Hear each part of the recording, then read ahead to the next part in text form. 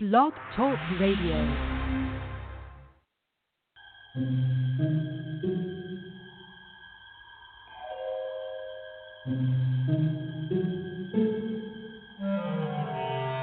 Archangels, ghosts, and Bigfoot, oh my. It's just another night for Supernatural Girls. Real stories, real answers to life's biggest supernatural mysteries. And now, for another exciting interview with paranormal experts from this world and others. Here's your host, paranormal researcher Patricia Baker, on the one, the only, Supernatural Girls.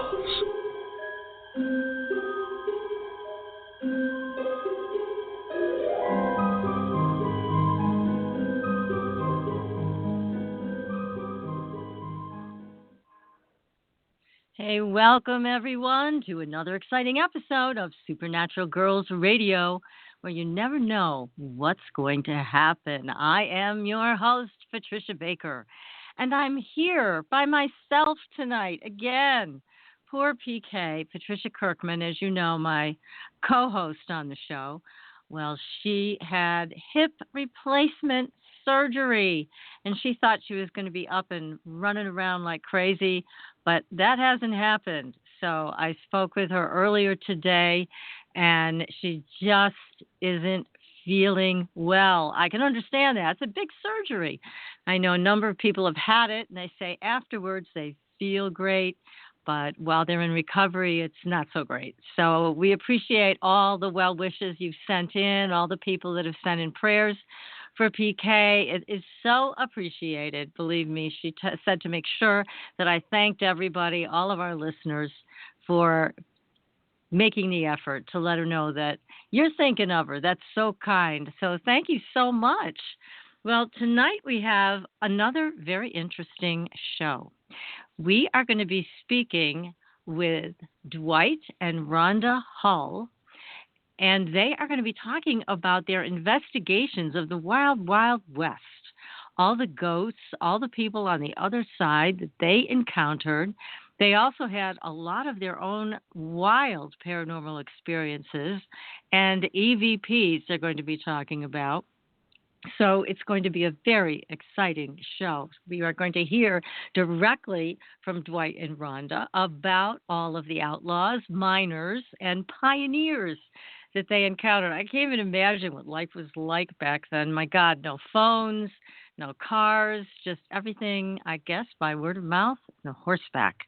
And it was wild, I'm sure. So, first of all, let's go through paranormal news because there's a lot going on. We have had a tremendous amount of reports in the mainstream news, which is so strange, of UFOs and pilots that have been reporting seeing these UFOs. They've been taking videos and photographs of them and posting them, and I guess it's part of the soft disclosure that we've been seeing over the last 6-7 months. So there's been a lot of that going on. And then I came across this story that I wanted to share with you, and it happened in Baja, California, where a woman took out her camera phone and filmed what is being called the first alien UFO sighting of the new year. The video appears to show a vertical object that is taller, wide, hovering in the orange sky above the rooftops as the person is filming, and she's driving down the road seeing this thing. Now, we've heard before that there were flying humanoids spotted in Mexico and in Brazil. We've had stories of that before. And so I'm not surprised to see this again. It's quite fascinating. Now, although it looked like a humanoid, people are saying they're not sure what it was. And some people, of course, are calling hoax on it. But I don't think it is. This person, I think, is pretty credible. And it's, I think, a very interesting story that we should pay attention to because, as you know, our guests are going to be talking about ghosts, etc., but there are also lots of interdimensional beings that people have encountered, and I wonder if this is one of them. So anyways, this Pedro Martinez is saying you can see that the tubular UFO is flying vertically over the city, and the Daily Mail describes Pedro as a UFO expert. And then aliens are aware that we have made a number of space launches recently and have identified that we've been sending up, in quotes, war material. So that's something that they think has concerned the aliens, and they are not happy about it. So this year, they said, will be very important for those who are following the phenomenon closely. So one of the space launches that Martinez may be referring to is the recent SpaceX Zuma launch, which we now know included a secret U.S. spy satellite. So there's just so much going on in our skies. My God. So the satellite was supposed to be launched into orbit by the Falcon 9 rocket, but it's since gone missing and is believed to have either broken up in the atmosphere or fallen into the sea. Because of the top secret nature of the mission, SpaceX will not comment further on the lost satellite. So as with every UFO, some are calling the Baja California sighting a hoax, as I mentioned, with others saying it's a man with a jetpack on his back. But I looked closely at this, and you can too on our Facebook page. It doesn't look like a man with a jetpack to me. So the figure does look like a flying person, but so far, there's no alternate footage that we can use to validate this.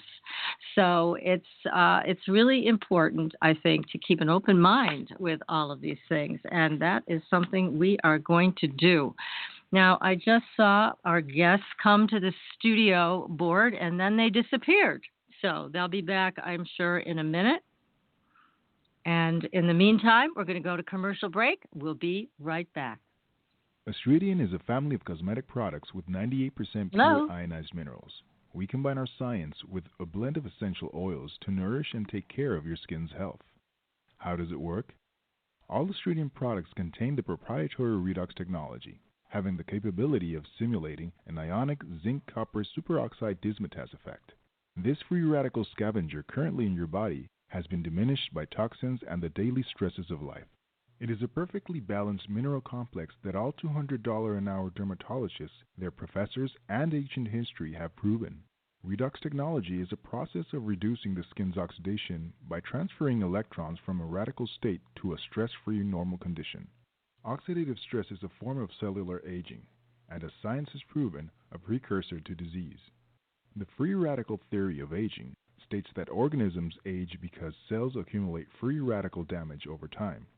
Damaged cells are not beautiful, but healthy cells are. The Astridian family is presented in 4 different uses that cover unique benefits to your body. They are the Essential Anti-Aging Series, the Multivitamin Series, Sports Series, and Professional Series. Regain your youth with the power of Astridian. Visit www.astridian.com and inquire. Use the code SUPERNATURAL and receive a 10% discount on your first purchase. Astridian, the beauty of being healthy.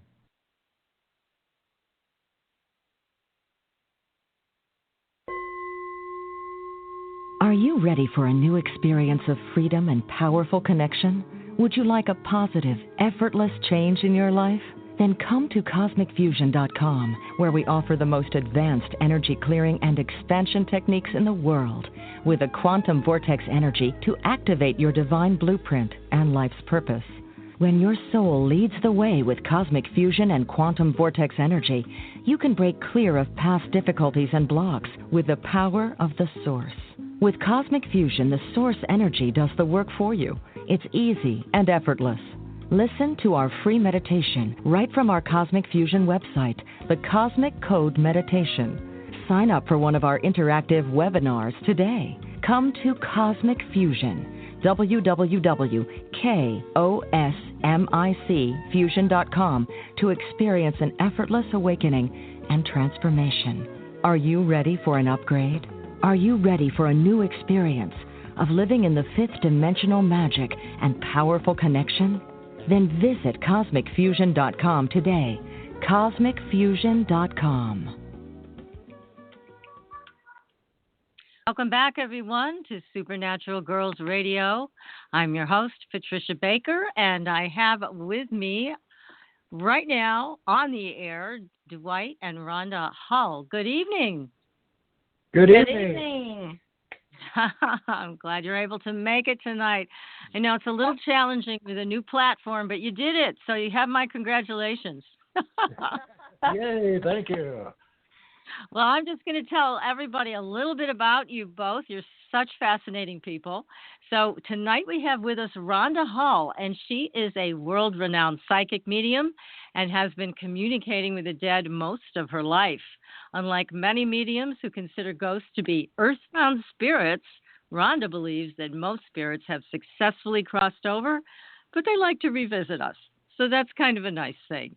And Dwight Hull is with us also, and he has more than 30 years of experience as a paranormal researcher and animal communicator or pet psychic. He has been featured on numerous paranormal television shows as an expert in the field, but most notably on Travel Channel's Ghost Adventures Tombstone episode. Wow, welcome to the show. You are authors, along with Dan Baldwin, of a great book. It's called Speaking with the Spirits of the Old Southwest. I read it. I loved it. But first of all, tell me, you both have a fascinating lifestyle going around and investigating these things. How in the world did you get into this? Oh, for the book, you mean? Or yeah. Or us in general? Well, you can go both ways, but I think for the book, first of all, it's an interesting topic to choose to investigate. Yeah. Well, it's always been an area of interest for me and also for Rhonda. The Old West, since we live in the Old West, it just seemed natural to try to, explore it and try to, contact some of the people who lived during that time. We got together with Dan Baldwin, who's, a writer and just a fantastic pendulum dowser, and we kind of talked about it for a little bit and said, I wonder how all three of our skill sets would kind of sync during an investigation. So we said, well, we're in the right place at the right time. Let's try a location, and we did, which I think is the first chapter of the book, Gleason Jail, Cortland Jail, and it was unbelievable. The moment was just, it was tactile. You could feel the whole situation as it unfolded. And, after that, we thought, okay, I think we got something here. Yeah, we were hooked. Yeah. It sounds incredible. Jails are a place that I like to stay away from, both for the living and the dead. But I would imagine that an old jail like that held so much of a dense vibration. Did it? Oh, absolutely. Absolutely. It's basically, it was a 2-room, basically a concrete jail. And it's, the energy that it holds, just the feeling you get when you walk in, it's very small, but, the feeling you get when you walk in is huge. And we had to kind of, both being psychics, we had to kind of battle that a little bit as we, tried to contact, whoever was there. And it turned out that the guy that was there wasn't actually a prisoner there in life, but he was there in the afterlife because that's where he thought he belonged. Oh, no kidding. He thought he belonged in the jail after he died? Yes. Why? Why would he think that? Did he tell you? He did. I'm trying to remember the details. There's been so many. I cannot remember the specifics. I can't either. I'll have to read the book. I do remember that he felt he had done something in life that I don't even know if we got it clear from him, but he had done something in life that he was ashamed of. He felt a lot of guilt and remorse. So that's where he placed himself after death, was in the jail. So. It was incredible. And he's been there, obviously doesn't know the passage of time, but he's been there for what, a good 100 years, 200 years? Probably about 100 years, yeah. 130. 30, yeah. Yep. Gosh. But we were assisted by a spirit also who was trying to get him to leave. So we had help from the other side as well. And did you get him to cross over? We did in that instance, yeah. We did, and one of the best things about that whole thing is, of course, I was running a voice recorder the whole time, and at the very end of it, after we knew he had crossed over or was fixing to cross over, we got a very clear EVP saying thank you. No kidding. Well, that must give you a good feeling, because you weren't just there doing investigations. You were really also there helping to find peace. Right. And honestly, we never know who we're going to run across. We had no idea this guy was there when we went there, and we were just looking to communicate with anybody. And then it just unfolded and became more emotional as we found out what he needed. But I think there's been very few cases of that. Mostly it's people are happy where they're at. So that's good to know. Yeah, we'd all like to be happy where we're at. So that would be good. Now, really. You have encountered outlaws, and I have a funny outlaw story to tell you on my own. My husband was thinking he was going to teach me how to do archery. So I said, fine. And he pulled out a big bow, and he put the target very far away. And he said, now listen, I really want you to concentrate, because I don't want to be chasing these arrows all over the place. They're expensive, and, I don't want to be bothered with it. I said, no problem. So I drew the bow back, and I shot, and I got a bullseye. Wow. Wow. My husband couldn't believe it, and I was laughing, because what he didn't know is that I am a relative of Jesse James. So I have a good shot. I can shoot anything. So oh my goodness. It must be in the blood. It's in the genes. I really believe it is. So whenever I have to do something like that, I channel Jesse, and he's right there. So I was very interested in your book and interested in your experiences with other outlaws and what they had to say. So I want to get into that as well. I mean, there's so much that's rich about your book, so much rich material here. And I don't want to give away all the stuff that you've written about, because I want people to buy the book. But, I mean, I would think that experiences like this have really enriched your own lives, too. Oh, absolutely. Every case touches us in a different way. I've been doing this for over 30 years, and I'm still learning, and And every case is like the first time, for me anyway. I am always blown away, even though I have talked to spirits since I was a little girl. This is different, and it just is so, it's educational. I feel gratitude when they welcome us. And, you're talking to this person that you've read about or you've heard about. So it's been a very moving experience, I think, for both of us.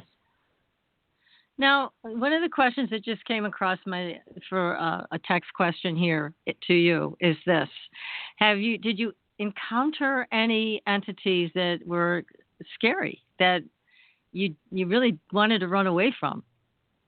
Not in this book. Not in this book. Not in this book. Book 2, it's coming out in a while. We just finished wrapping that up, locations. Yes, there is one in there that was very, very unpleasant. But in book 1, no. Even the Outlaws, like the Clantons, which I think is in book 2 anyway, but they were so welcoming to us. Nothing what you'd see on TV or read about. They were this and that. Johnny Ringo, who is in the first book, one of my absolute favorite outlaws of all time, and he was pretty accommodating as well. He's not, not at all what what they portray him. Right. Yeah. No kidding. Well, it doesn't surprise me, because let's think about how this history was recorded. I mean, it's not like people had video cameras and cell phones and everything else to make a record of what was happening. So much of it was just passed on from one mouth to another. So who knows what was accurate, right? Yep. And if they liked you or they didn't like you, depended on how the news went. And, one news would say one thing, and it was very much like it is today. One newspaper would be favorable to the Outlaws, or the cowboys, and one newspaper was favorable to the lawmen or that side. So it depended on which one you read, which story you got. So you were getting it right from the horse's mouth. How wonderful. I mean, that's exciting information and probably a heck of a lot more accurate than many of the things that have been written. So what did you find when you were talking to some of these outlaws about their lives and what they were doing and why they were doing it?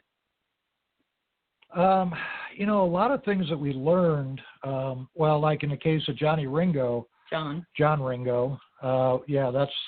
the biggest thing is never call him Johnny. He corrected us. Yeah, he corrected us very quickly on EVP. My first time out there, I went out doing an EVP session, and I said, "Hey, you know, Johnny, I'm just out here to, you know, talk to you and get your story." And boy, he came across with some real foul language, saying, you know, F the Johnny. So I was like, okay. So from now on, it's either Mr. Ringo or John when we go out there. No kidding. Yeah. And see, with his case, it was always thought that it was a suicide. And he told us different, that it was a murder, and he named the murderer. Oh, my goodness. So who murdered him? Buckskin Frank Leslie. Oh, my goodness. Yeah. Well, I would imagine there were a lot of... Go ahead. What's that? Oh, we've been working with Cochise County Sheriff's Office and other entities to try to get the case reopened, at least to put the cause of death as undetermined and not suicide. We're just trying to, you know, do him a favor and try to clear his name. Gosh, you know, that's wonderful. I would imagine that would help his soul rest a lot more easily, that you're trying to correct the history that was recorded about his death. So tell us a little bit about Mr. John Ringo. Where was he? What did he do? Was he a train robber or a bank robber, or what? What kind of an outlaw was he? Well, John Ringo, he ran with Curly Bill Brocious and the Clantons and McLowrys in Tombstone. Cowboys. They were all cowboys. Which was a bad term in those days. It wasn't. Right. It didn't mean a cowboy rancher. It was a derogatory term. Although they were kind of the law in Tombstone before the Earps arrived. They were kind of the protectors, if you will. Okay. Yeah. So he ran with them. Now, he was just a regular guy. I mean. Yeah. That's what I was wondering, because I think a lot of these outlaws were, or they started out being regular guys, and then a turn of events brought them to this path. And certainly the law enforcement back then was not what we see today. And so people could do a lot of what they really wanted to do. If they were mad at you, they could have a duel, or they could just shoot you or burn your place to the ground. There was really no accountability like we may see today. So it was the Wild West. And did they tell you all about that? You know, in different cases, they didn't really, you know, tell us a lot about life back in the day because we were kind of directing questions mostly towards them. But we just lost them, and they will be right back, I'm sure. So what we're going to do is just take another very short commercial break while they call back in.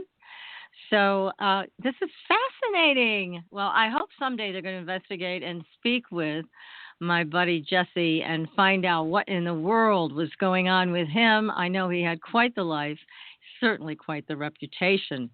So we're going to take a very short commercial break. We'll be right back to Supernatural Girls. Your property tax bill. Have you seen it lately? It's frightening. Your property taxes are going up while your home value is going down. It's time to fight back and win. For the real truth about the property tax system, get attorney Pat Quintilian's book, Are You Getting Screwed on Your Property Taxes? How to Find Out and How to Fix It. Attorney Quintilian answers all your questions and gives you the facts you need to fight a property tax bill that is spiraling out of control. You'll also read about what happens to property owners who don't check their property records only to find out too late they're taxed on square footage, fixtures, and even buildings that they don't own. Is this happening to you? Learn your rights. Buy attorney Pat Quintilian's book today. Are You Getting Screwed on Your Property Taxes? How to Find Out and How to Fix It. Available on Amazon.com.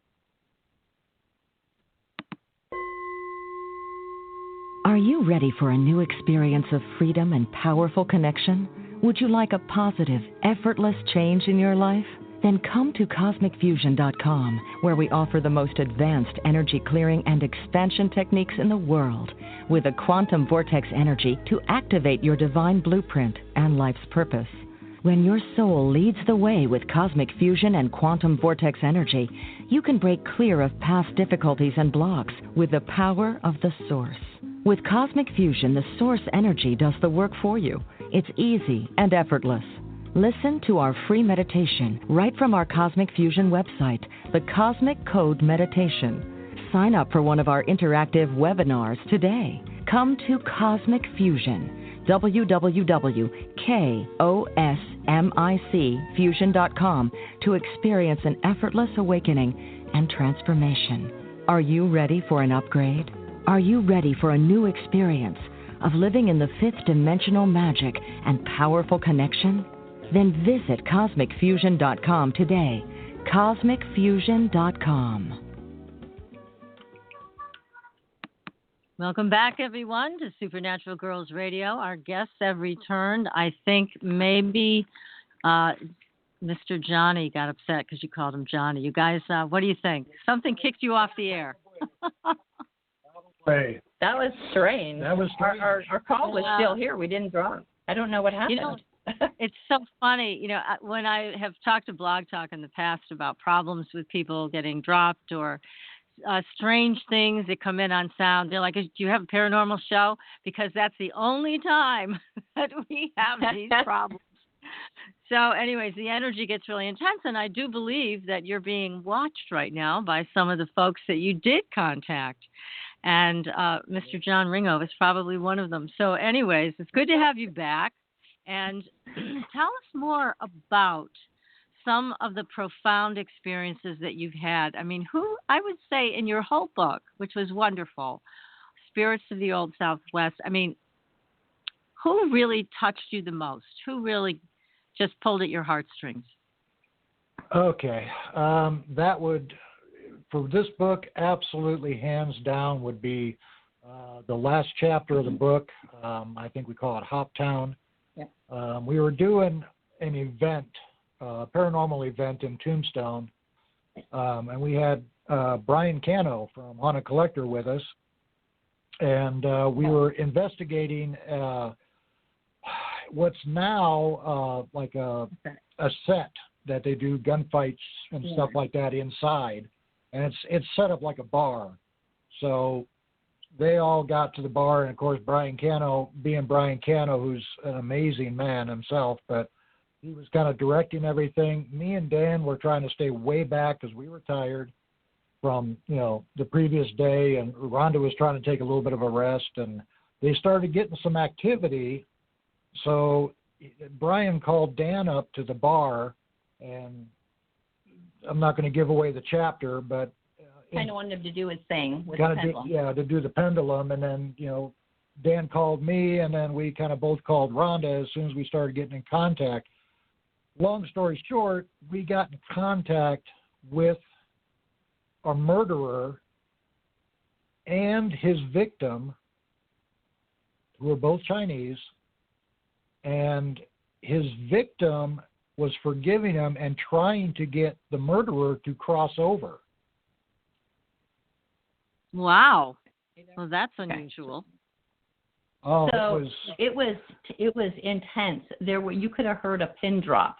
Other than us just trying to help this man cross over, it was dead quiet. Everybody was focusing on us and what we were doing, and I was bawling because it was so emotionally overwhelming, and we were being filmed by this film crew that was in there to film the house where we had our event at, and So there was probably 35, 40 people in the room, not a peep. The moment that we crossed him over and the victim went as well, everybody in the room was bawling. Every single person. Wow. Yeah. Lost it. And I won't say Brian Cano was crying, but he had a sudden attack of allergies at that exact moment. Well, that says a lot, doesn't it? So Yep. we can't blame it on a lack of Zyrtec. It was just not working. That's right. Hold those feelings back. And you really shouldn't. You should let them out. I mean, obviously, this sounds like a very deep and profound experience. I mean, a murderer and the victim both together. I mean, talking to each other, working together. And I would imagine that all of your energies among you, Dan, and both you, Dwight, and you, Rhonda, together really form an interesting triangle so that these entities have more of an opportunity not only to communicate their story, but to make changes in their reality, wherever their reality is. Yeah, absolutely. It's, the dynamic between the three of us works so well because if the spirits can only communicate with the pendulum, we're prepared for that. If they want to communicate psychically with either Rhonda or I, we're prepared for that. If they want to communicate through voice, we've got the recorders going all the time. So we try to make it as absolute easy as possible for them so we can try to learn more and help them. Wonderful. Now, with your voice equipment, is there anything, special that you use? Because I know the audience always wants to know. What do you use to capture these EVPs? I use strictly an Olympus digital recorder, one that just hooks up to your PC. The lower end of the Olympus recorders, I have found over the many years that the more high-tech you get with voice recorders, the more filters they have in the microphones, and you end up, in the long run, kind of washing out the EVPs. You're not actually catching them. So using older models definitely helps a lot in catching the EVPs. So that's all we use. Is just I've got several of them of the same model, and that's what we use all the time. Yeah. We don't use any high-tech equipment while we're out there because most of the time we're out in the middle of the desert and you're not going to really see anything. With a REM pod, you might hear someone approach. But also because when you're really tied to equipment, you're distracted from your own gifts, if you will. That's a great point, Rhonda. Yeah. The REM pods and the spirit box and all that. I mean, we have those, but we don't take them for this purpose because you're filtering out your own gifts. You're so dependent on that you're not paying attention to what's inside of you. I really appreciate your saying that because it is important to let yourself have an experience of communication. And if you're just watching all this technology, you're right, you're not giving yourself that. And isn't that what they really want? I mean, do they want to talk to the tape recorder or do they want to talk to you? Right. Exactly. Yeah. Exactly. That's why, we'll turn it on at the beginning of our little investigation and we'll just forget about it. But then it's like sitting down at the dinner table with someone. We just have the recorder on to record the conversation, not necessarily them. Although it's great if we get something, but we want to have a conversation like we're sitting down at a table with them. That's so welcoming. Yeah, that's very welcoming. I love that approach. Now, when you do pick up your tape recorders and go home, and you've obviously found some interesting things. Tell us more about the EVPs that you have recovered from these investigations. We've recovered several EVPs, and the thing about EVPs is, of course, not every chapter in the book has an EVP with it because not every time you go out do you get EVPs. That's just the nature of the game. That's just the way it happens. But a lot of the EVPs that we did get were pretty stunning. One of them, we were out at a ghost town called Charleston, which is about 10 miles from Tombstone, and it's literally a ghost town. There's just little bits of buildings here and there.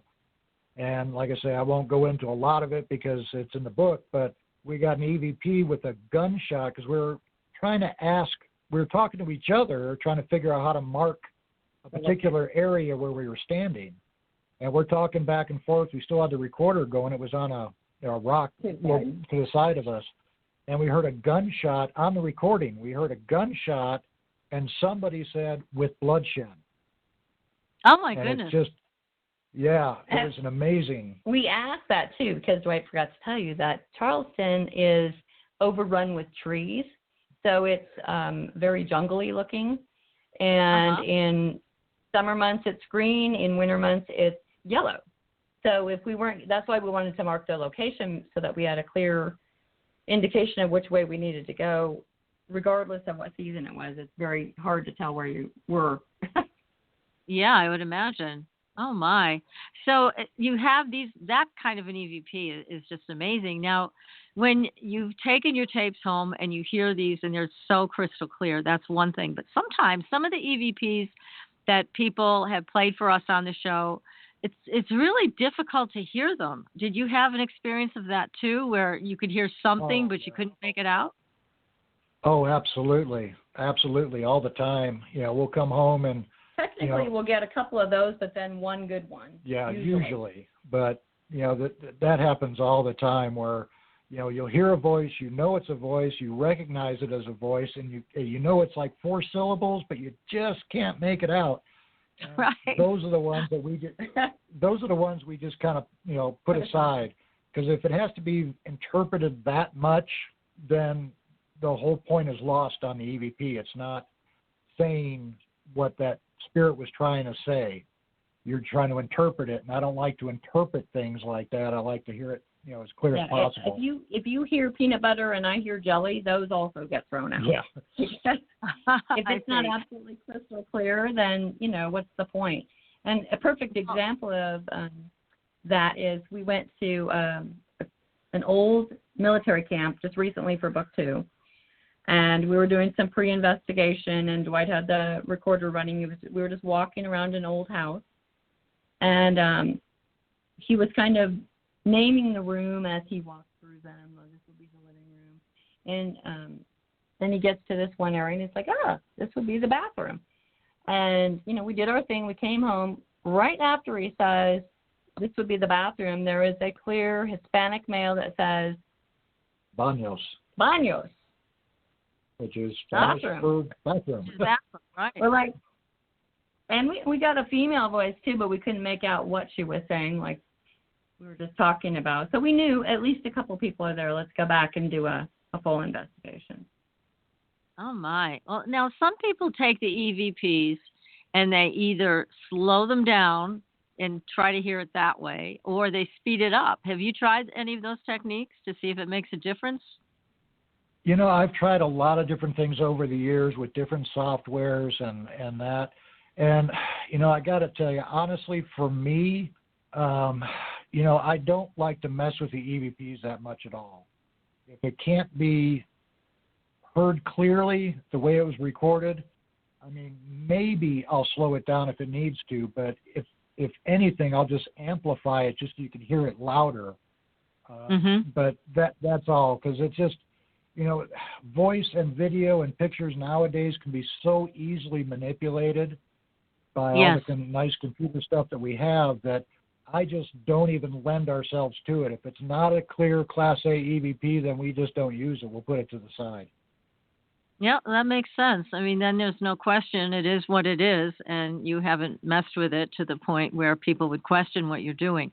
So I totally understand your instincts in this, and I think your instincts are good. So tell us more about the kinds of people that you met, and again, the ones that you were really, really intrigued with. Were there any children, any women that had particularly interesting stories to tell? Well, we did have, we talked to, Maddie Earp. Oh, my God. Now, Maddie Earp was the wife, right? Right. Was Wyatt Earp's wife. And after they kind of split while in Tombstone, she went to just north a little bit, up to, Pinal? Yeah. Okay. Well, first she went to California, and then she went back to Pinal, and she kind of lived out her days there, and she died there. So we went up there to her grave site, and luckily actually contacted her, and she had just an incredibly sad. It was depressing. It really was. And again, I won't get too clear on that, but it's just a really interesting part of the book. To see how she viewed herself and what her role was on the other side. So that was incredibly interesting. We also had a little girl. Yeah, at Fairbanks Cemetery. At Fairbanks Cemetery, and we also had a little girl in Gleason. Oh, yeah, at the Gleason jail. Yeah, the hospital. Yeah. The hospital, yeah. She was the angel. She was the angel of the camp, basically, because she told us. She told us that she was helping the spirits cross over. That was her job. So this little girl, about 10, 12 years old, she talked to us. And, she talked to everybody. And, it was kind of both heartbreaking and heartwarming at the same time that this little girl took it upon herself to, help the other spirits to either cross over or to be settled where they were. So she found her mission and what she wanted to do when she passed. Now, did you find any kind of groupings of children that died from disease, or was it mostly accidents, or what did you find out about that? I mean, those were some tough times back then. Yeah, most of the children that we've encountered have died from disease. There was a lot of that out here in the West. Of course, medicine was very scarce out here. And being children, of course, you're more susceptible. So the children that we do talk to generally have died young from disease. One of our favorite haunts, so to speak, is the Buford House in Tombstone, where 3 very small children of the Bufords passed away in the house. So we go back every year on our wedding anniversary because we got married at the house. So we go back every year. Yeah. So we go back every year on our. Yeah, and we talk to the kids and have story time for the kids, and we make it a whole weekend thing. Oh, that's wonderful. Goodness. You have so many exciting spots to visit out in your part of the country in Arizona. And again, it sounds like so many spirits that want to talk with you. What about Native Americans that have passed? Did you encounter any of them? Oh, yes. Yeah, we've encountered several. Yes. It's hard. In Arizona, it's hard not to encounter Native Americans. Exactly. Now, what about Geronimo? Have you spoken to Geronimo yet? Oh, well, that's interesting because Book two. In fact, our last thing we just did a couple weekends ago was up in the Chiricahua Mountains, and that is the person we talked to. No kidding. We didn't even go there. We didn't even know that military camp that I was just telling you about, that prior to it being a military camp, that it was basically an Indian reservation where they lived, not where the government put them, but where they lived between the Chiricahua Mountains and the Dragoon Mountains. So we didn't even know they had an encampment there until later. So it was really, really interesting. Well, Geronimo, from some of the research I've done and speaking to the Native American community, he had an ability, apparently, to pass through portals. So he would just pass through a portal in one place, and he'd show up miles and miles away, and nobody could figure out how he was doing this. Because it was literally, at times, in the blink of an eye, he'd be one place, and then he'd be like 50 miles away in another place. So that type of ability was just astounding. And certainly the old medicine men and women had access to this type of travel. And I was wondering if he ever talked to you about that, or maybe you should go back and talk to him again and ask him if he didn't the first time. We'll have to go back and talk to him again. It's funny you mentioned that, because when we were doing a session, he kind of came in on it, and we were all kind of just taken back. We weren't sure who it was, but we all had the feeling like we were meeting a rock star. Yeah. Kind of that, like, wow. This guy's bigger than life, whoever it is. And we didn't want to say the name because we thought, come on, what are the odds? We're up here talking to, old soldiers or whatever. And, right. Dan finally asked the question, and it came out that, that's who we were talking to. And we were like, okay, now we know. Oh my God, Mr. Geronimo. Yeah. It was like meeting David Bowie. It was like, holy cow, this guy's larger than life. Absolutely. Yep. He was just amazing. And the stories I've heard are quite incredible. And I'm glad that you have contacted him. Perhaps you'll be able to bring through more information about these portals and how he was able to use them to go from one place to another. But one thing I know also about Geronimo, and you probably found this out when you spoke with him, he had a great amount of respect for everything. He did.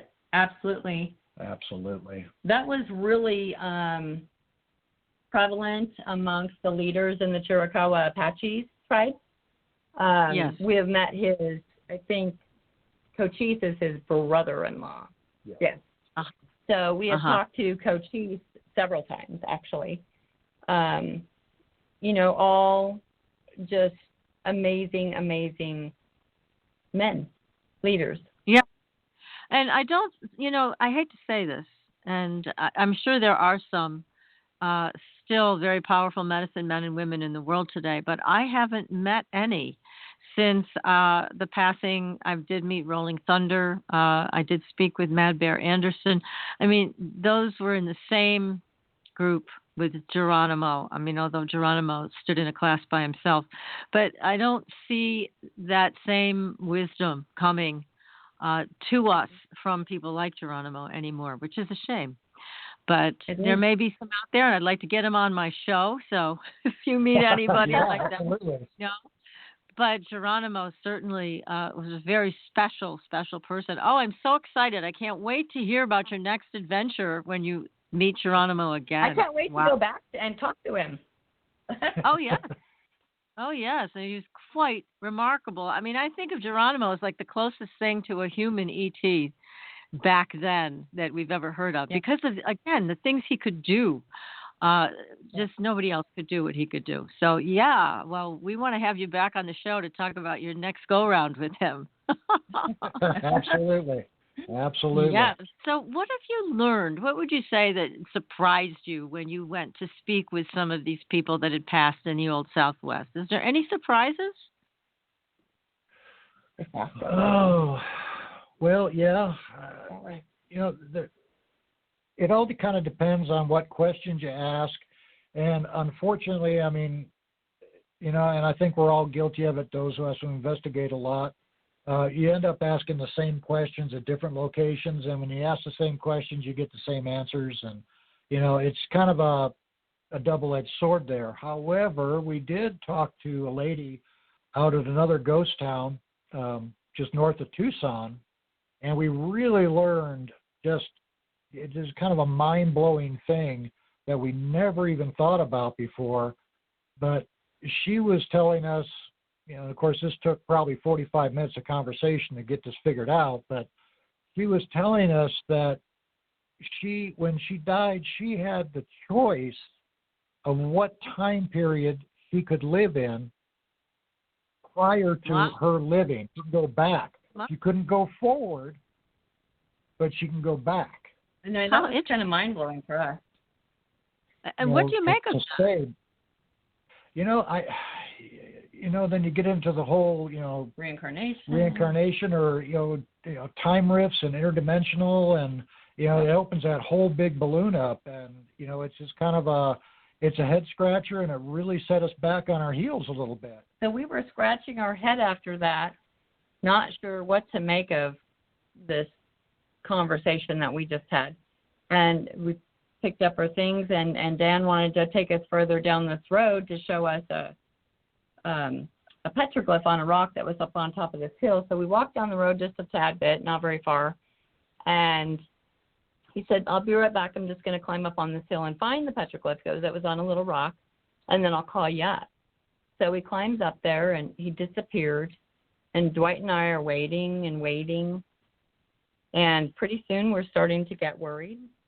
Where did he go? Did he fall? Yeah. Is he injured?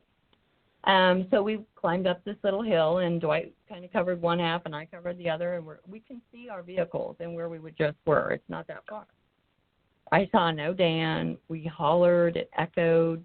No answer. We could not find him at all. So we walked back down to the road, and I said, you stay here. I'll walk back to the car, get a drink of water, look for Dan. He comes up, and I'll come back. I no sooner got to the car and got a drink of water, and here comes Dan and Dwight walking down the road. I'm like, where were you? Yeah. He'd come back to his vehicle, was honking the horn, yelling for us. Never heard us. We never heard him. So we didn't know, was the spirit trying to show us what it's like to be dead? Or we still don't know what happened. Yeah, because, they had to have passed each other on this dirt road. Dan and I passed each other, on this dirt road, but we never saw each other, and it's about 10 feet wide. Yeah. Oh, my goodness. So I'm sure you're still wondering what happened, but there's a number of possibilities, I would guess. I mean, when you talk to the dead, obviously you're walking into a different dimension. And so are you considering that possibly Dan stepped into another dimension and that's why you couldn't see him? Absolutely. Either he did or we did, one of the two. But one of us was in, a different, that's the only way I can make sense of it, is that one of us stepped through some kind of a veil to another dimension, and we were existing at the same time, but not on the same plane. And they were just I think they were just trying to show us that this is what it's like. And it was a mind blower, because we were just sitting there in a circle saying, I had to have passed you. The road is only 100 yards long and 10 feet wide. It's not a long road. And we couldn't hear the horn. He didn't hear us yelling. We didn't hear the car horn beeping, anything. It was just like he vanished or we did. That is, well, thank God you all found each other again in the same reality, because I'm sure you've heard a lot of stories, as we have on the show, about people that have disappeared, period. They're gone, and nobody can find them ever again. But so thank goodness that you all converged at the same time in space. Oh, my goodness. Because there are a lot of portals in Arizona. At least that's what we've heard. I haven't seen any of them myself. I haven't traveled to Arizona in a while, but I certainly heard that there are some very powerful portals there that people can pass through, and again, they can disappear forever. Yeah, we have thought about going out and trying to find this location again, but then, there's that whole what if. I know, really. Let's not push it here. We want you back on the show. So, otherwise, we're gonna have to go find you ourselves. I don't know, but yeah, there's so many mysteries around this, and the whole mystery of time and space, the whole mystery of how many dimensions there are, and then the whole mystery of life after death. You're really bringing in a lot of mysterious energy when you go hunting the way you do. And I don't mean hunting in a bad way. I mean it in a good way. Right. Yeah, I never did like the term ghost hunter. I guess we're adventurer and investigators, I guess. Yeah, we're not. Yeah, we already know they exist. Yes. Yeah. So. Yeah, I'm not big on the hunting aspect myself. I think it's like, well, why would you take a stick and shove it into the face of a snake? It doesn't really make any sense to me. But what you're doing, you have an altruistic goal. You want to find out their stories. You also want to help them if they need help. And I would imagine you're also giving a lot of hope to people about life after death, because people are seeing that this isn't all there is. And when they pass, there's going to be a continuation of consciousness. So you're doing a lot of good. Yeah, we hope so. That's the whole purpose of the book, is just to kind of show people that, it's not all, dark, creepy buildings with green night vision, and, there's a purpose for what we do. It's not just to go out and see if there are ghosts. We already know they exist. We go out to try to get their story, to try to relay their story, or to help them if they need it. But if they don't, we're very happy with saying, hey, fantastic, glad you're happy here. Can we come back and visit you sometime? Exactly. Well, one of our listeners wants to know if you've ever captured any images on camera. Yeah, I have. Buford House, we did get, I set up some cameras the very first time, and we did get it was very light but very clear image of a man's figure profile just walking through the room. You can actually see his legs, moving, and his arms kind of swinging. He was actually just walking through the room, kind of in a light gray mist. Yeah, it was really kind of incredible. I've caught a couple of things on camera, like John Ringo's grave. I caught a perfect silhouette in 2 photographs of a cowboy with a cowboy hat and his arm in different positions for each picture. It was interesting, but it doesn't happen very often at all. Yeah, I'm sure it doesn't. It's rare, and at the same time, it's interesting to me how the camera seems to pick these images up when a lot of times we can't see them with the naked eye.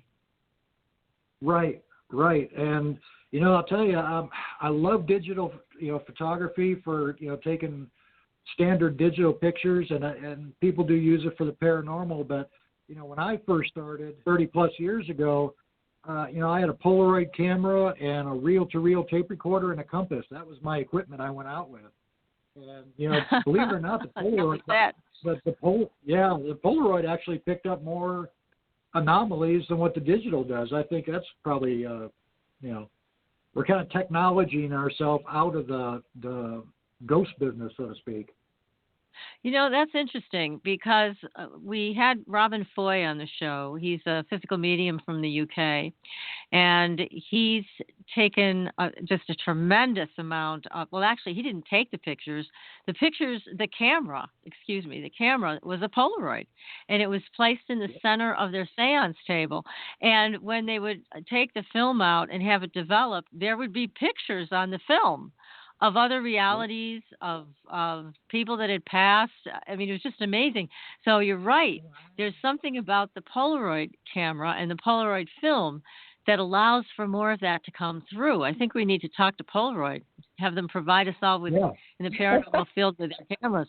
I don't know, are there Polaroid cameras anymore? I think I saw one person use one maybe last year sometime, and I was surprised to see it. We have one actually, but film is so dang expensive now because they don't, it's kind of a rare thing. So if we do, it's got to be like a special occasion because it's pretty spendy. But yes, I still have my trusty Polaroid. And, we will take it out again.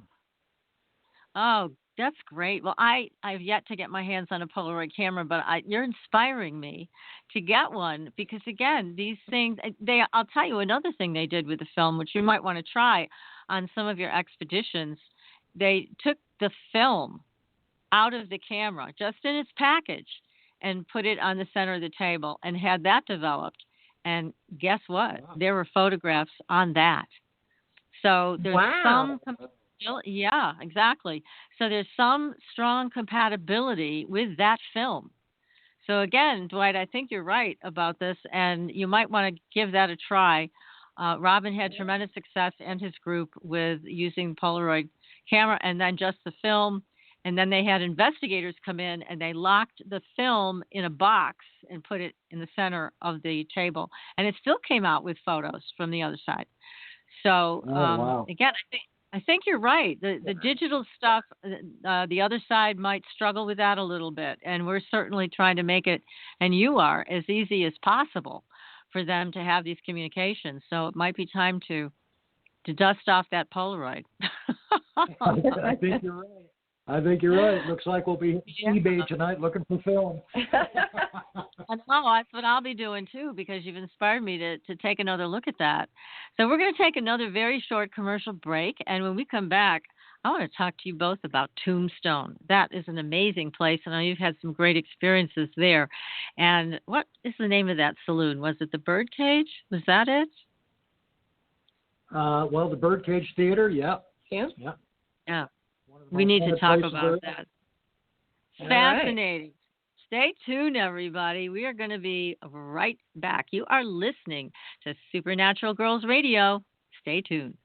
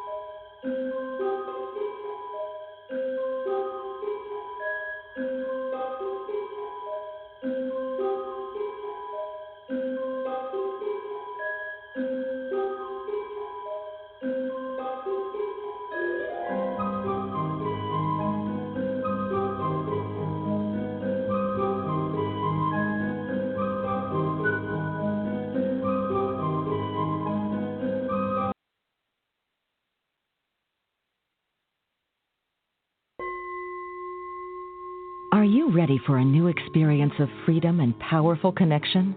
Would you like a positive, effortless change in your life?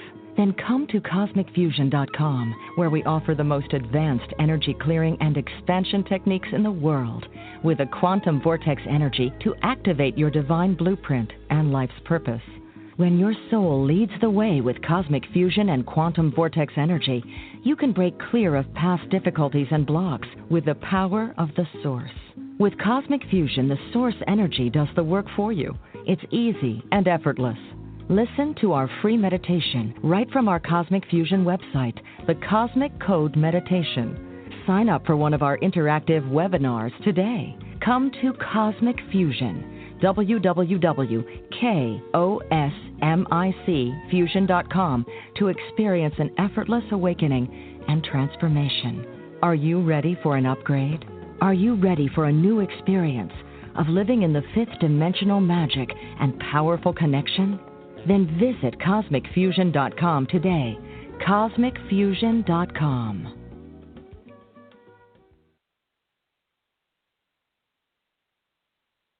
Your property tax bill. Have you seen it lately? It's frightening. Your property taxes are going up while your home value is going down. It's time to fight back and win. For the real truth about the property tax system, get attorney Pat Quintilian's book, Are You Getting Screwed on Your Property Taxes? How to Find Out and How to Fix It. Attorney Quintilian answers all your questions and gives you the facts you need to fight a property tax bill that is spiraling out of control. You'll also read about what happens to property owners who don't check their property records, only to find out too late they're taxed on square footage, fixtures, and even buildings that they don't own. Is this happening to you? Learn your rights. Buy attorney Pat Quintilian's book today. Are You Getting Screwed on Your Property Taxes? How to Find Out and How to Fix It. Available on Amazon.com. Astridian is a family of cosmetic products with 98% pure ionized minerals. We combine our science with a blend of essential oils to nourish and take care of your skin's health. How does it work? All Astridian products contain the proprietary redox technology, having the capability of simulating an ionic zinc-copper superoxide dismutase effect. This free radical scavenger currently in your body has been diminished by toxins and the daily stresses of life. It is a perfectly balanced mineral complex that all $200 an hour dermatologists, their professors, and ancient history have proven. Redox technology is a process of reducing the skin's oxidation by transferring electrons from a radical state to a stress-free normal condition. Oxidative stress is a form of cellular aging, and as science has proven, a precursor to disease. The free radical theory of aging states that organisms age because cells accumulate free radical damage over time. Damaged cells are not beautiful, but healthy cells are. The Astridium family is presented in 4 different uses that cover unique benefits to your body. They are the Essential Anti-Aging Series, the Multivitamin Series, Sports Series, and Professional Series. Regain your youth with the power of Astridian. Visit www.astridian.com and inquire. Use the code SUPERNATURAL and receive a 10% discount on your first purchase. Astridian, the beauty of being healthy. Welcome back, everyone, to Supernatural Girls Radio. I'm your host, Patricia Baker. And once again, PK, I'm hoping will be joining us next week when she feels better and is more on the path to recovery from her hip surgery. That's a big deal, I guess. So, again, many thanks for all your prayers for her and all your good wishes. She really appreciates that. And be sure to go to our Facebook page. We've got all the latest UFO stuff on it. We've got all the latest mysterious stories on it. You can subscribe to our YouTube channel. We've got a lot of shows there that you can listen to. And we've got a few new things. We have a video interview that was done by our intern, Catherine. She did a great job interviewing me for one of her classes. You can take a look at it over on our YouTube channel. And pretty soon we're going to have our bedtime stories for you now that I've recovered from my health incident and I stopped coughing. I can't tell you what a relief that is. So anyways, we're going to have all kinds of new things. Make sure that you're signed up on our newsletter, The Fringe Files, which you will find on our Supernatural Girls with a Z website. We are doing a total redesign of that site. You're going to see all kinds of new things, new music on air. We're going to be doing all kinds of fun stuff. So make sure you are in the loop so that you know what we're going to do next. Now, next week, just so you know, we are going to have a pistol of a psychic on with us. She is from New York City, and she does on-air live readings. She's going to be offering that free for all of our audience members. So be sure to join us, and you can call in. She'll do a reading for you. She did one for me. She was very accurate, so I can't wait to have her on the air. That's next week.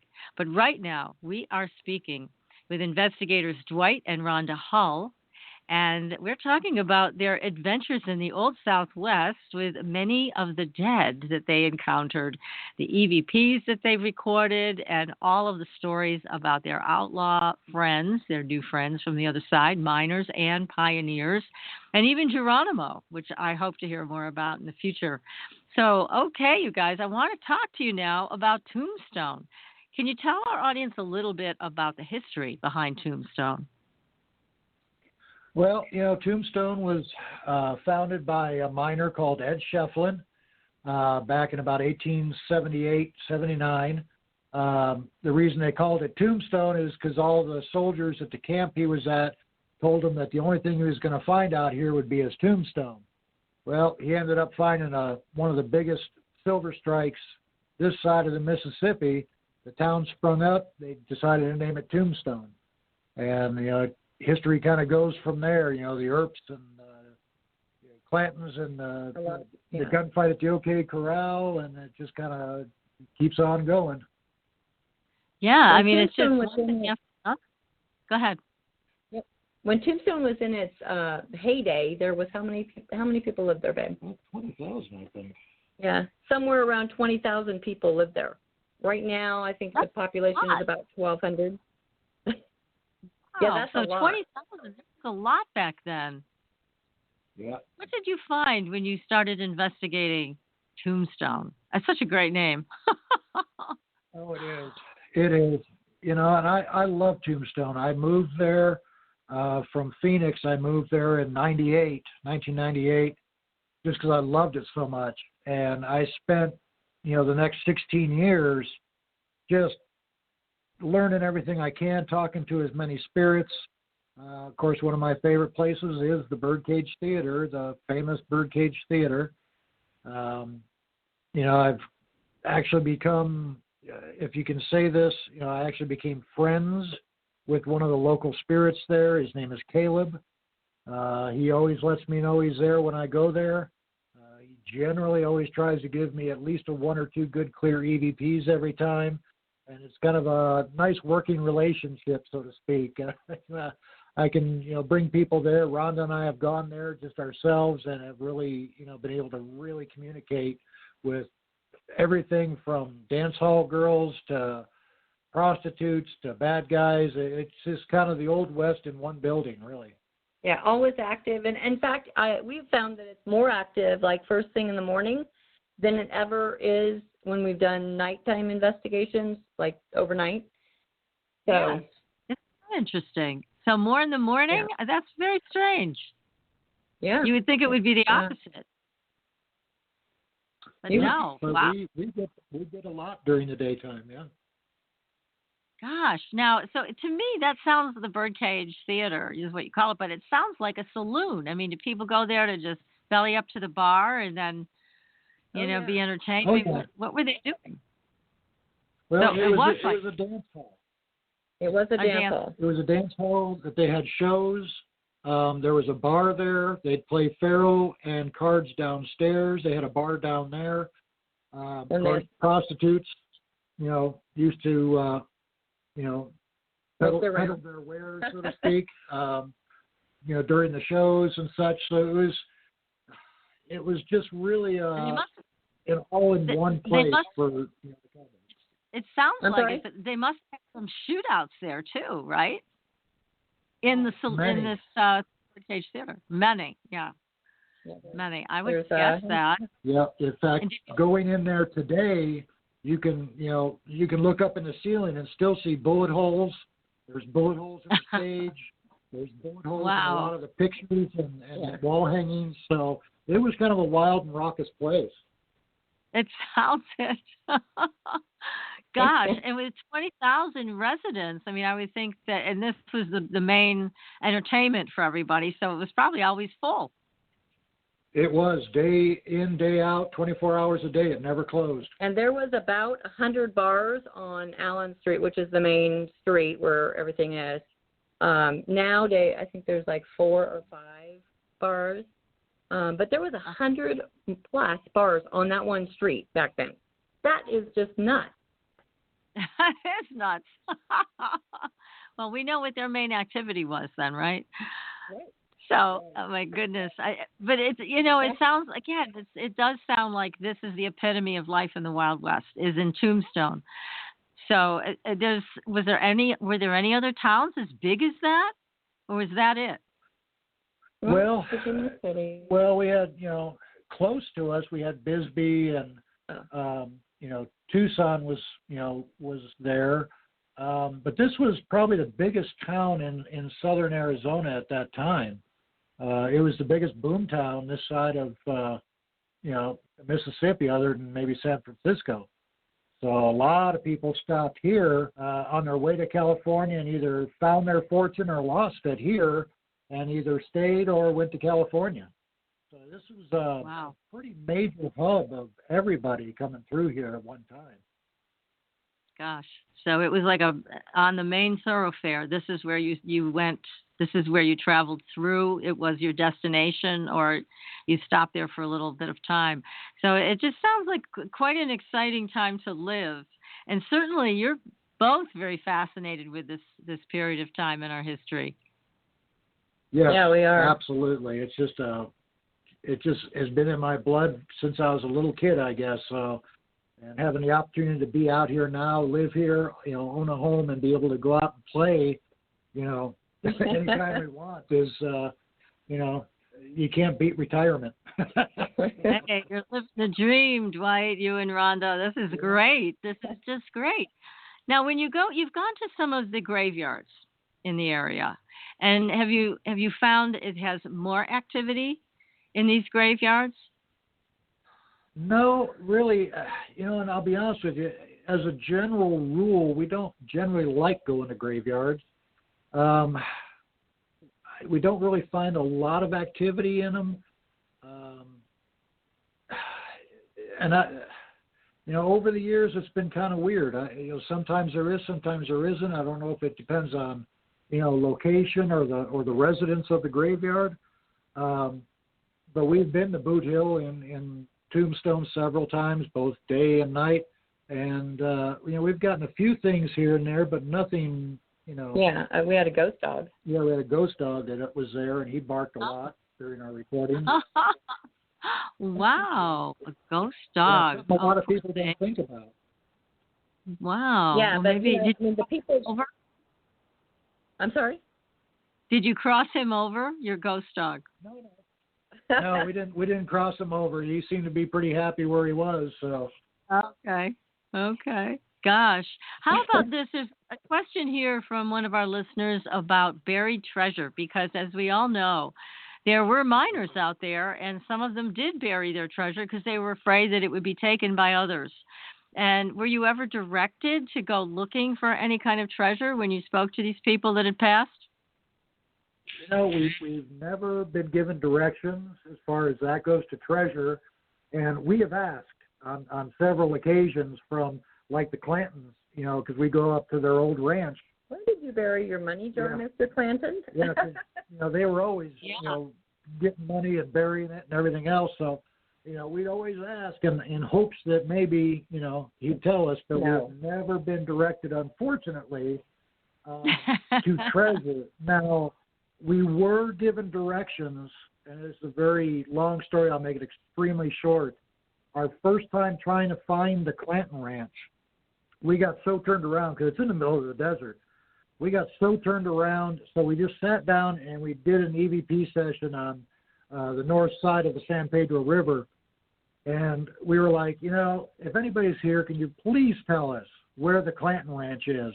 And just clear as a bell, a male voice says, "You're on the wrong side." And of course, we didn't know this until we got home and listened to it. And we pulled up Google Maps. We pulled up Google Maps and plotted where we were, and the Clanton Ranch was exactly on the other side of the river. So wow, he did tell us where. You got very clear directions. Isn't that great? Oh, my goodness. Well, yeah, you've made some good friends then, obviously, if they're going to try to help you. And this one did. Whoever he was or she was, they told you exactly where you needed to go. Now, once you got to that ranch, what did you find? Well, the second time we went, we got lost again because we went the wrong way. Oh, no. We went the long way. We didn't really get lost. Well, we sort of did, but it was a really long way, not the way that we go now. But we finally found it after, I think it was 6 or 7 miles. We were really tired, exhausted, scratched up from all the mesquite brush and everything else, but we did find it finally. We have a lot of mesquite brush out here in Arizona, and it has thorns like rose thorns. Oh no, those are sharp. Yes, so when you're walking through them, you get scratched, unless you can find a way around them, but generally, no, you can't. So we got there, we were all bloody from walking through the mesquite, and we were tired, and we did our Hey, Rhonda, can can you move a little bit closer to your microphone, because you're going in and out a little bit, and we want to hear what you have to say. So, is this better? Yes, thank you. Is this we better? can hear you now. Okay. Yes. All right. So we sat down, turned on the recorder, and I just started calling out names because by this time I'm tired. I'm a little bit upset and cranky, and I'm calling out all the cowboy names. And is anybody here after I did it? And we ran a little bit of a session, and then we rested a while, and we went home. And lo and behold, when we listened back to the EVP, right after I am calling out names, you hear a man kind of with a southern accent, not real twangy, but a little bit of a southern accent, say, long way, over here, long way, really bad brush sting. Right after. So he was addressing the fact. Right, brush sting. We didn't even know what that was. We had to look it up. It turns out it's being scratched up by the mesquite. It's an old cowboy term. Wow. So you were talking to somebody from way back then. Isn't that exciting? So they didn't have much protection, and you didn't either from this terrible mesquite. No, and they knew apparently what it was. Yeah. But we went back. The I think maybe a month or so later, to kind of address whoever talked to us. And Dwight started kind of, once we reached the ranch, he started kind of going out of bounds and back into the brush. And the recorder was just running. I wasn't really saying anything. And we got the same voice on this time that said, "Now that'll give you some brush sting for sure." He was obviously watching Dwight. Oh, wow. Okay. That's exciting. Yeah. It is. And these EVPs will be in book 2.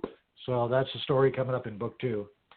Oh, it's wonderful. I mean, you obviously have a nice, you're having a great adventure, but you do have a commitment to what you're doing. So I'm sure that helps in bringing their stories forward. So, absolutely. My goodness. Is there anybody, when you think about the Old West, the Wild West, and all of the stories that we heard about in history, is there anybody that you'd really like to be able to talk to? Anybody that stands out that you haven't met yet from the other side, but that it's in your sights? You want to talk to this person? Well, yeah, actually there's 2. Your cousin. One of them is your cousin, the old Jesse. All right. I've always been just completely really fascinated with him. So yeah, he's one of them. And the other one that we really, really want to do, and it goes back just a little further than the Old West period, is we want to talk to Meriwether Lewis from Lewis and Clark. Yeah. Oh, because his death was still questionable. They don't really know what's going on, and no one's ever really gotten a clear understanding of what happened. So we want to go, to where he passed away and see if we can talk to him and get some clear answers and try to clear it up. Oh gosh, that'd be great. And the same with Jesse. There's some mystery around his death too, isn't there? So that would be great. Now, where would you go to speak to Jesse? I don't know. Maybe his Missouri. My first thought would be his old homestead where his mom was. Or that site. I don't know if that house is there anymore, but yeah, that site. That would be my first thought, since that's what he always kind of came back to a lot of times. Even when he was alive, he always kind of came back home and checked on things and his mom. So, I'd love to talk to her too. She was feisty. I like her. I bet. That's great. Well, so you have a couple of people on your list that would be fascinating once you connect with them. Now, Dan is the third author on the book and the third investigator, and he's the one that uses a pendulum, right? Yeah. Yes. And tell us a little bit about how he works with that, and what kind of a pendulum does he use? Because that's another question that one of my audience members had here. They want to know a little bit more about how he uses it in an investigation. Okay.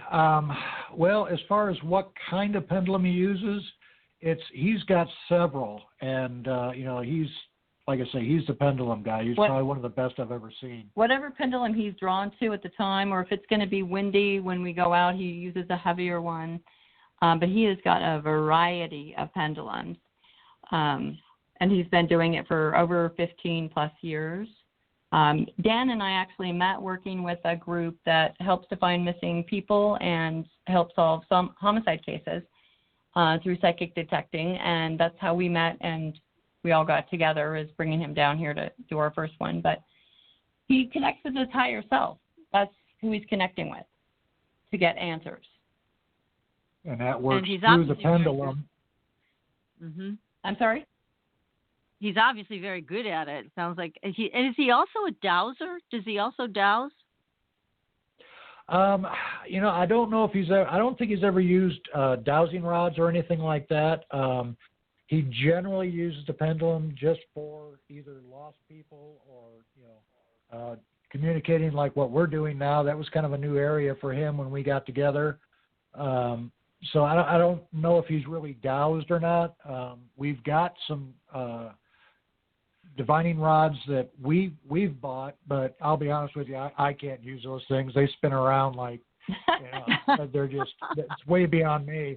And same with the pendulum. I'm fascinated by it. We love the looks of them. We have several, but we are in no way, the professional like Dan is.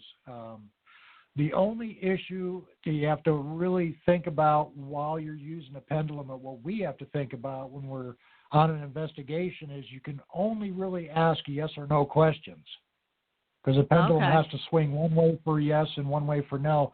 So it does kind of limit you in that respect, but that's why we always have the backup of a recorder that records the whole session. So if they decide to talk instead of work the pendulum, then we have that, as well as we kind of I don't want to say check each other during the investigation. Dan will turn his back. Yeah, when he's asking. When he's asking questions, or we're asking questions, and he won't say, what the answer is. And we're off in different directions too. I mean, next to each other, but kind of facing different and ways. We'll ask a question, and he'll say, that's a no, and Rhonda said, yep, or he'll ask Rhonda, what did you pick up? And she'll say, well, no, that's a no, and that's what the pendulum said is no. And we're always recording it, so we have checks on each person, basically, so it kind of backs up both the pendulum, her psychic skills, my psychic skills, and also the audio recording, so it just kind of, it really works out well. And sometimes we ask control questions, too, that we know the answer to see what he'll get with the pendulum. So, and it always turns out the correct way. So, but the conversations in the book are sometimes hilarious, because we'll forget that we have to ask yes or no questions. So, you got the whole comedy act. Yep. You do have a really great way of working together. And now that you mention it, I think Dan's been on our show right at the beginning when I was working with Helene, when she was still with us, because the person that Dan worked with, wasn't the person a retired law enforcement person? Yes, absolutely. They've both been on the show. Yes. Okay. So you know what? I remember that show. Oh, yes. It's all coming back to me now. Is that group are you still working with that group to solve missing person cases and homicides? Actually, no. Both of us have since moved on. We have just so much different work going on that we don't have time to devote to, committed to that, unfortunately.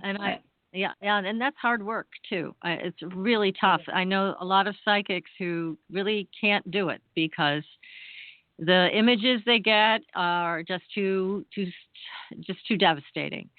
So I know it's a hard job, but now I do remember Dan being on the show with the other gentleman, and the name escapes me. What's his name? Can you all remember?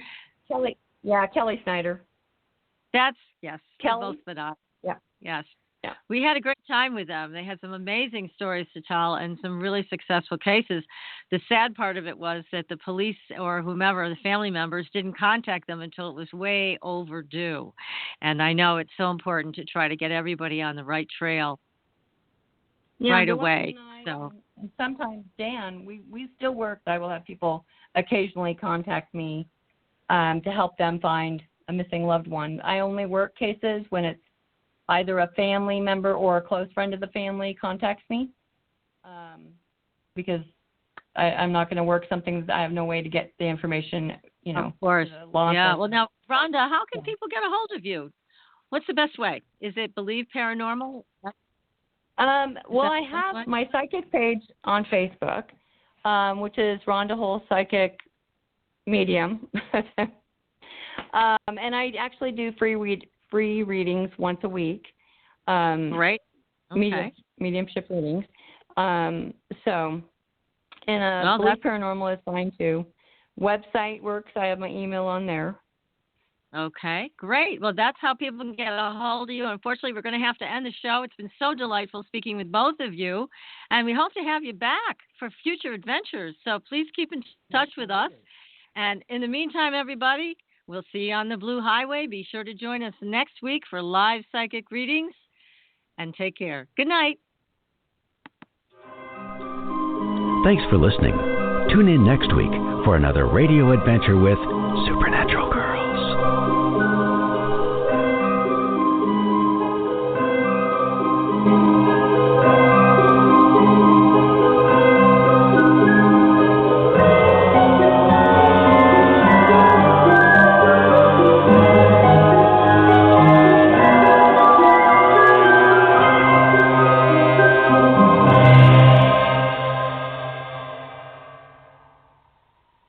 Hey, Rhonda and Dwight, thank you so much. Can you still hear me? Oh, yeah. Yeah. Thank you. It was a great show. It was a lot of fun. A lot of fun. It was a lot of fun. Thank you so much. And I'm sorry I didn't mean to rush off the air, but I just, all of a sudden, they gave me the 60-second thing. So anyhow, but keep us posted. And maybe you can come back again and tell us more about all of your adventures with Geronimo. I'm very, very interested in that. That'd be great. We will make a special trip back and see what we can find out for you. That's terrific. Well, thank you so much. Great book. And I hope you do well with it. Thank you so much. Thank you so much. Have a good night. You too. Good night. Good night.